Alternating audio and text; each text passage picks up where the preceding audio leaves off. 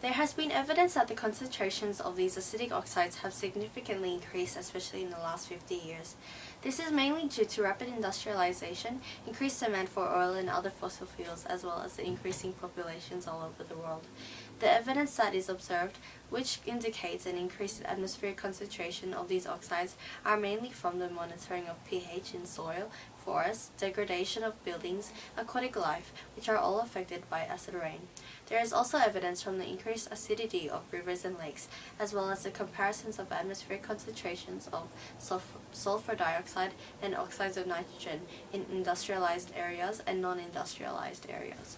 The analysis of the changes in the atmospheric concentrations are usually conducted by environmental protection authorities. From the analysis of the Antarctic ice core samples by the CSIRO and the Australian Antarctica Division, you can see that the concentration of nitrous oxide has increased by about 15% over the last 115 years. And also that there has been an increase of over 25% in atmospheric carbon dioxide levels over the last 200 years.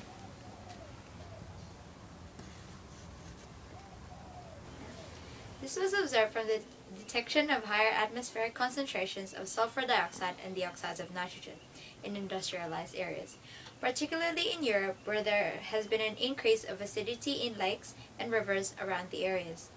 There has also been damage to forests, buildings, and aquatic life around industrialized areas, which can be due to the formation of acid rain by the increased concentration of these acidic oxides.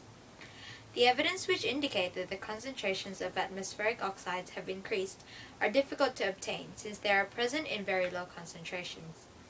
This is also because of the lack of accurate data before the 1950s, since the chemical instruments able to measure very small concentrations like those for sulfur dioxide were available only in the 1970s. The validity of measurements of their concentrations can also be questioned since sulfur dioxide and nitrogen dioxide are both soluble in water. On the other hand, carbonates are insoluble. This makes it easier to obtain evidence for the increases of atmospheric carbon dioxide, especially since carbon dioxide concentrations are much larger than the concentrations of sulfur dioxide and the oxides of nitrogen. There are also other ways to measure past carbon dioxide concentrations, including isotope ratio measurements using mass spectrometers on shells and corals of different ages, allowing for more accurate comparisons. Therefore, even though we do not have accurate measurements of the changes in atmospheric concentrations of sulfur dioxide and oxides of nitrogen taken over a long period of time, there is enough indirect evidence to indicate that significant increases of concentrations of these acidic oxides have taken place, especially since the Industrial Revolution. In response to the increase of atmospheric pollution, several regulations and policies were introduced to control the emissions of these acidic oxides, which have caused an improvement in the air quality.